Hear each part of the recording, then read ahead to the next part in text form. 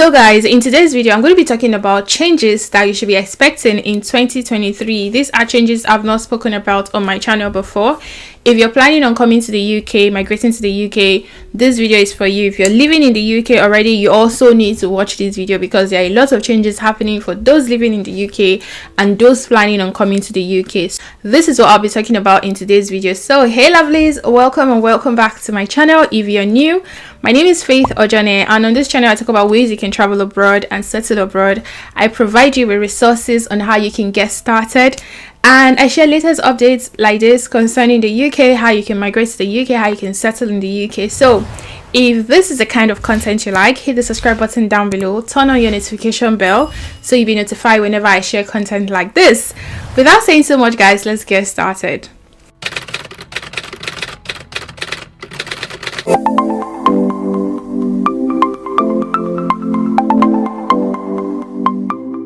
So a quick disclaimer, I would never ask you to message me privately on WhatsApp or Telegram, as I do not share my personal number.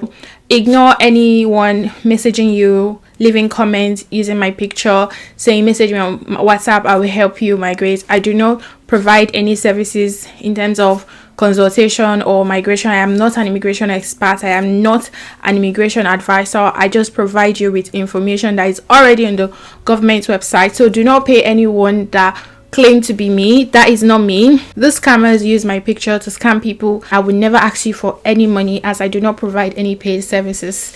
Anyway, we're in the spirit of Christmas, so Merry Christmas. Okay, I mean, I don't know when you're going to watch this video, but I just felt like I should put on a Christmas jumper. But again, it is freezing. I think it's like, is it 4?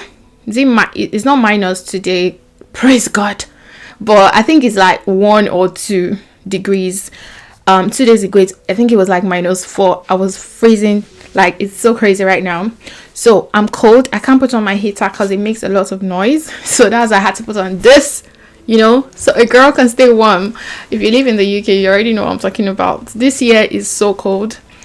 Anyway, what I'm going to be talking about is the changes that will be happening in 2023. In fact, there are so many updates coming on, so many things. Your prime minister, my prime minister, Rishi Sunak, is like, you know, focus on getting the wrong people out of the UK and people who abuse UK's laws and are always taking advantage of the UK. So that is why he's making these changes. So number one change I'm going to be talking about is NHS debts. As you all know, before you migrate to the UK, you have to pay your immigration surcharge, which will cover your health care when you get to the UK. That is, if you're staying in the UK for more than 6 months, you have to pay the NHS surcharge. So if you're going to be using the NHS, or if you're visiting the doctors, or you're going to be in the hospital, mostly in the UK, you don't have to pay for it. So that is why the IHS surcharge, or NHS surcharge as they call it, covers for your health treatments, your health care while you're in the UK. But again, it doesn't cover everything 100%. So sometimes you get to pay for other maybe prescription. If you're given a prescribed drug, you have to pay for medication. Sorry, I'm calling it drugs. Okay, they call it like medication here, or tablets. You know, when you use the word drug, it's like, oh, are you know? So yeah, so sometimes when you want to get a prescribed medication, or you know, your tablet, you have to pay for it. Well, not every route that requires you to pay for the NHS surcharge, but most of the visa routes in the UK that you have to live in the UK for more than 6 months requires you to pay the NHS surcharge. So before you come to the UK, you need to find out if the visa route you're coming to the UK via requires NHS surcharge. So why am I talking about NHS debts? It is because the UK now made a new law, okay, in terms of granting visa. So let's take, for example, you've lived in the UK before, or you visited the UK on a visit visa, and you use the service of the NHS, and you are required to pay a certain amount of money, and you did not pay before leaving the UK. If you're now applying for another visa to re-enter the UK, based on the fact that you have you are already a debtor, you are owing the NHS money for your treatment that you did not pay, on that grounds they are allowed to deny your visa. An applicant can be refused on the grounds of NHS debts if they have an outstanding debt of at least £1,000 that was incurred on or after November 1st, 2011, or if they have an outstanding debt of at least £500 that was incurred on or after April 6, 2016.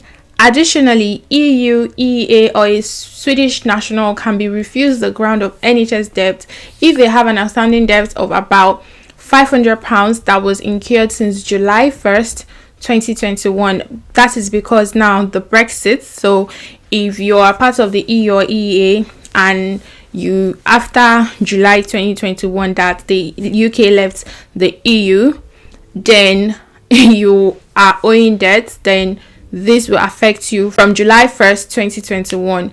If a person has incurred charges of under £1,000 before April 6, 2016, they cannot be refused. So if it's under 1,000 and before 2016, you cannot be refused. So there are other exception of refusal, but if you fall under, so if you are living in the UK or you are visiting the UK, please do not leave the UK owing the NHS, because it will be harder for you to come back now.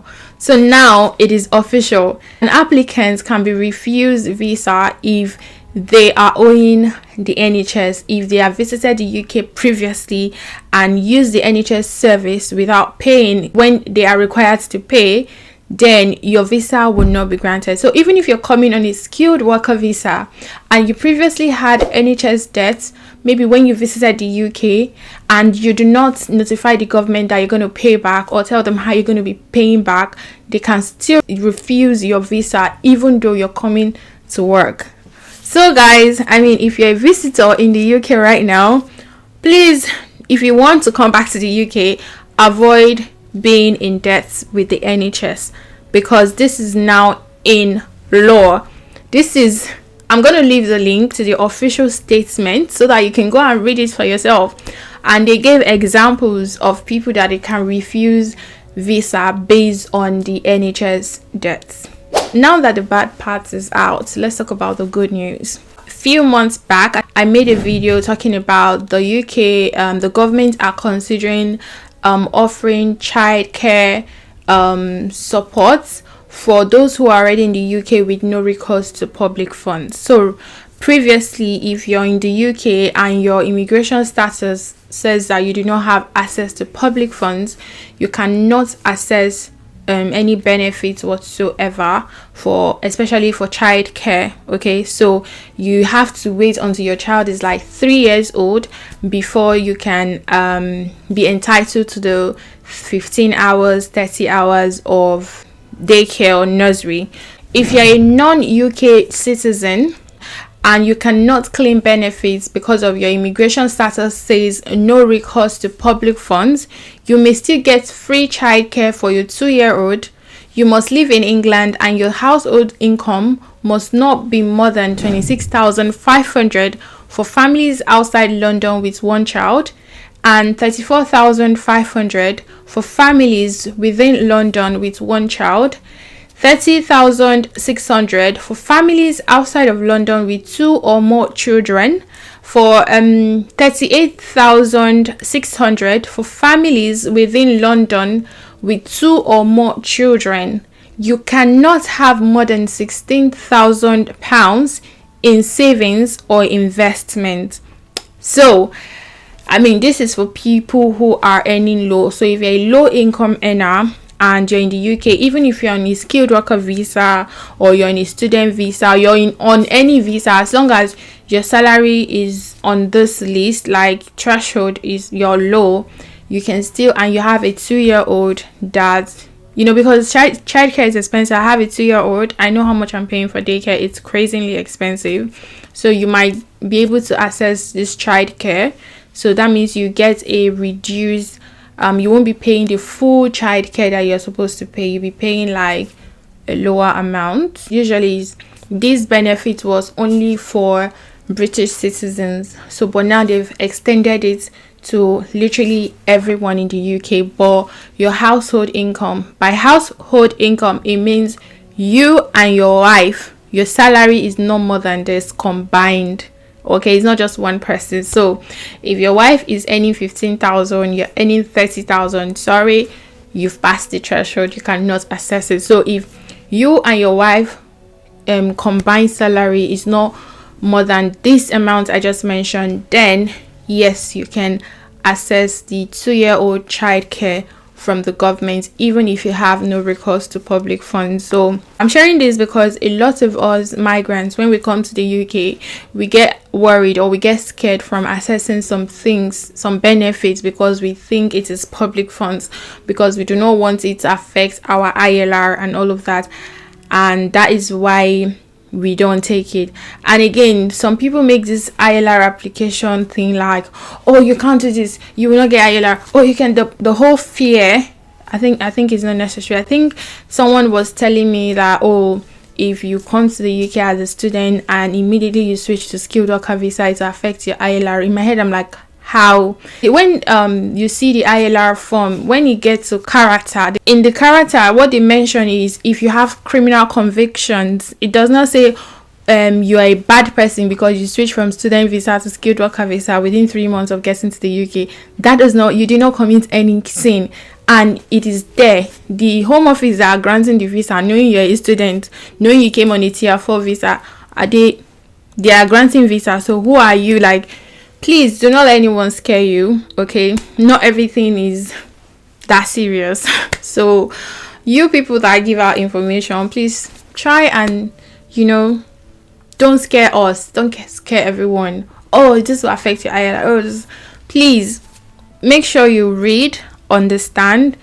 If there's any benefits you're entitled to that is not public funds, please take it. Don't restrict yourself. Don't deprive yourself of these benefits, because you will be struggling. They know that people struggle. Don't come and be struggling because you say, oh, it's public funds. I saw a video of a lady who never took statutory maternity leave because she thought it was public funds, and she missed out on that. So please make sure you do your research, ask questions, so that you do not miss out on things that would make your life a lot easier living in the UK. It is not easy living in this country as an immigrant, and again, based on income. Please help yourself. I'm going to leave information about this government childcare course for 2-year-old down below, so you can go and read it yourself, and in case you want to apply for it, so you can apply for it as well. So guys, we have come to the end of this video. If this video was helpful, give it thumbs up, comment, subscribe, and I'd like to know your thoughts. Okay, so guys, I'll see you in my next video. Bye.